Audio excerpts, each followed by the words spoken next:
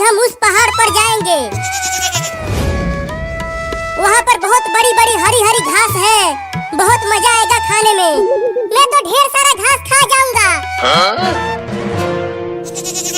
अरे वाह बकरी का बच्चा, बहुत भूख लगी है, उसे खाने में तो बड़ा मजा आएगा।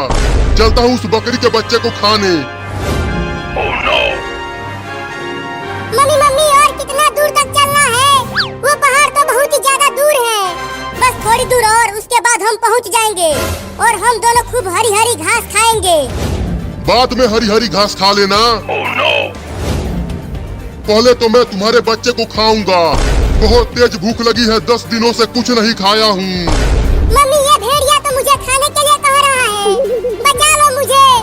तू डर मत, मैं हूँ ना। मैं तुझे कुछ भी नहीं होने दूंगी। तू बचाएगी उसे? मैं हूँ एक भेड़िया। मैं 10 बकरियों को एक साथ मार देता हूँ, समझी? तू यहाँ से चला जा भेड़िया। मेरे बच्चे को कुछ मत कर, नहीं तो मैं तुझे मार दूंगी। मम्मी, तुम मत लड़ो इस भेड़िए से, नहीं तो ये तुम्हें भी खा जाएगा। भेड़िया भाई, तुम मुझे खा लो, लेकिन मेरी मम्मी को मत खाना। तू चल मेरे पीछे। तू मुझे खा ले भेड़िया, लेकिन मेरे बच्चे को छोड़ दे।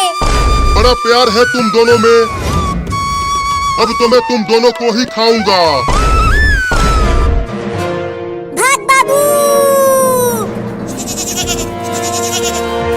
क्या बात है, भागो भागो, लेकिन मुझसे तेज नहीं दौड़ पाओगे तुम दोनों। मम्मी, मैं तेज नहीं दौड़ पा रहा हूँ। दौड़ता रहो बाबू, नहीं तो भेड़िया तुम्हें खा जाएगा। मैं भेड़िए का खाना बन जाती हूँ, कम से कम मम्मी तो बच जाएगी। अरे वाह, कितना प्यार है तुम दोनों में। उसे बचाने के लिए तू रुक गई। चल तुझे ही खा जाता हूँ। ठीक है, मुझे खा लो, लेकिन मेरी मम्मी को मत खाना।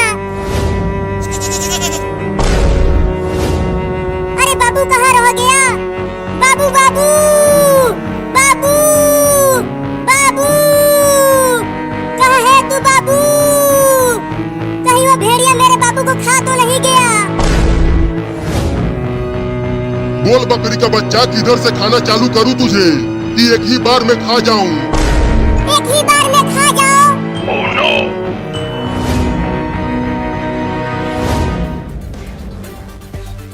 चिंटू बाबू कहाँ चला गया? वो हमें तो कहीं नहीं मिला।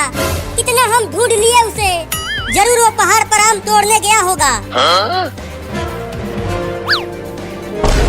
अरे चिंटू, वहाँ देखो, एक भेड़िया एक बकरी के बच्चे को घेर लिया है खाने के लिए। तुझे तो मैं बड़े मजे लेकर खाऊंगा। बड़ा मजा आएगा खाने में तुझे। देखो बकरी का बच्चा कितना प्यारा है। चलो हम उसे भेड़िए से बचाते हैं। अरे लेकिन वो एक भेड़िया है, वो हमें भी काट लेगा। भेड़िया बहुत खतरनाक होते हैं। नहीं नहीं, हमें उसे बचाना ही चाहिए। लेकिन कैसे बचाएं? सुनो, मेरे पास एक उपाय है। मैं पहले एक डंडा लेकर उस भेड़िए के पास जाता हूँ और पीछे से ही उसको एक डंडा मारूंगा। और जैसे ही भेड़िया मुझे काटने के लिए दौड़ाएगा तो मैं बकरी के बच्चे को लेकर भाग जाऊंगी। ये तो बहुत ही बढ़िया उपाय है चिंटू। लेकिन तुम भेड़िए से बचोगे कैसे? पता नहीं, लेकिन तुम जल्दी पीछे से जाओ, मैं आगे से जाता हूँ।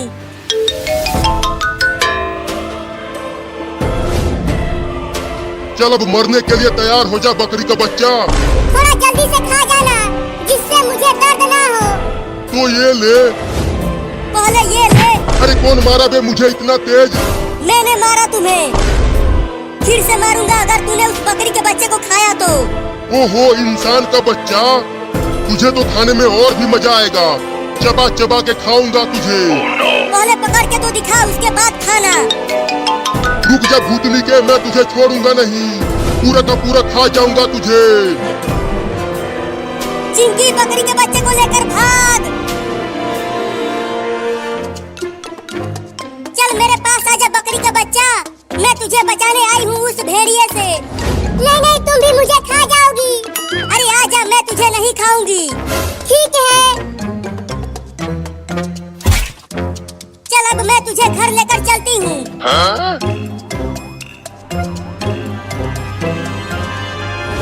रुक जा, मैं तुझे खा जाऊंगा।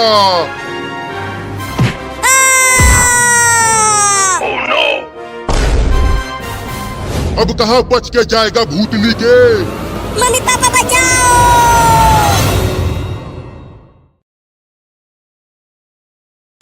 Like they carried him through years of hard streets and harder choices.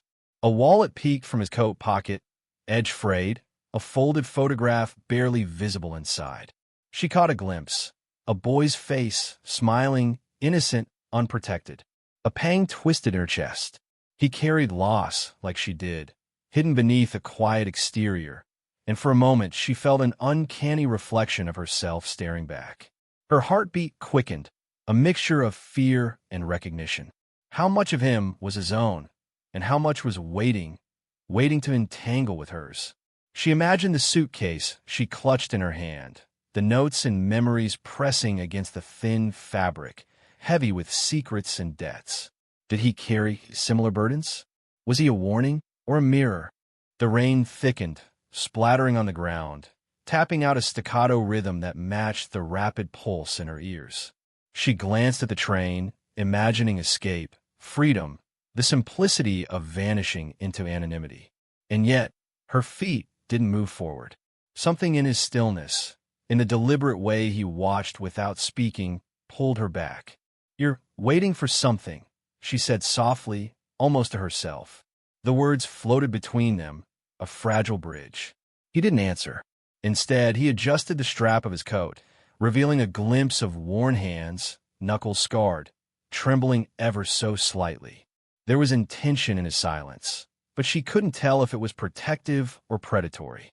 Thunder rolled overhead, distant but ominous, and she shivered, not from the cold but from the surge of emotion threatening to undo her.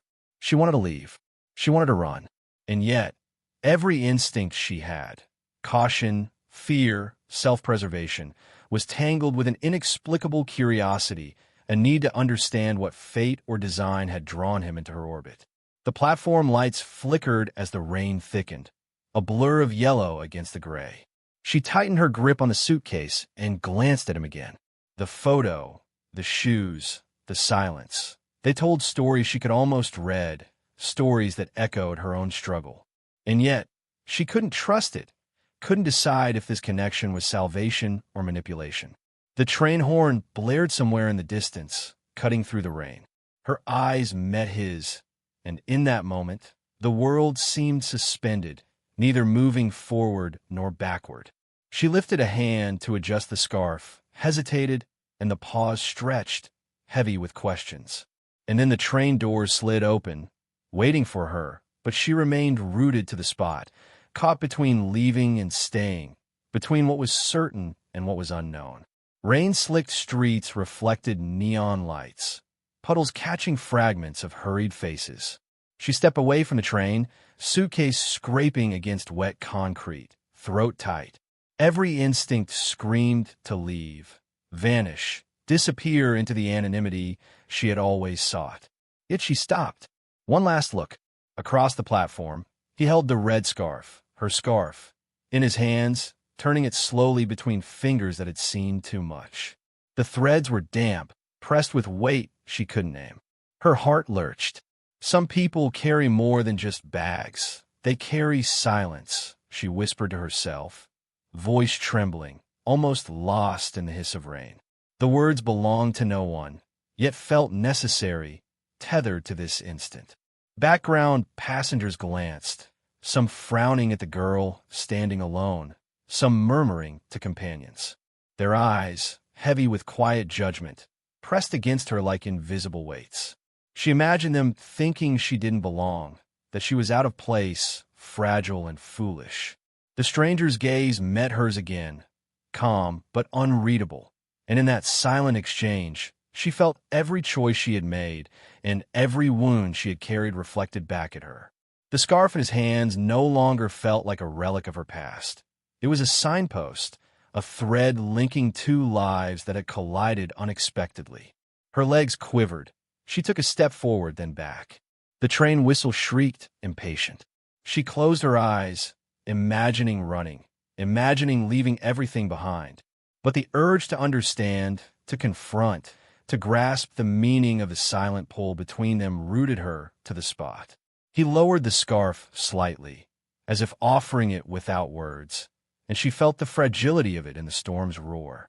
It was a gesture, an invitation, and a challenge all at once. Her hands twitched, wanting to take it, yet not daring to cross the invisible line. Lightning flashed above, illuminating the moment. Puddles, strangers, rain-slicked hair, the small suitcase that had carried years of struggle. She took a breath, heavy and trembling, and lifted her gaze to him again. And then she moved, forward, yet uncertain, toward an ending that had not yet revealed itself. The next morning, the city felt different, sharper, more unforgiving. She entered the sleek office building with a red scarf tucked under her arm, suitcase forgotten at the curb. Her application had felt insignificant yesterday. Today, it suddenly carried stakes she had never imagined. She recognized the stranger's name on the building directory. Owner. Not just wealthy, not just distant. He was the man controlling the company she had been hoping might save her from another year of uncertainty. The scarf, now carefully folded, took on new meaning. She recalled the first day she saw him holding it on the platform. His fingers had traced the frayed edges with a reverence she hadn't understood. And now she knew why. A small plaque on his office desk, tucked beneath a stack of documents, held a photograph. A little girl, smiling, holding a scarf identical to hers. Her breath caught. It had belonged to his late daughter. The same red thread she had clung to, carrying memory, grief, and warning all at once. Some people carry more than just bags. They carry silence. The words echoed in her mind again, looping from platform to office, from yesterday to now. They weren't hers alone.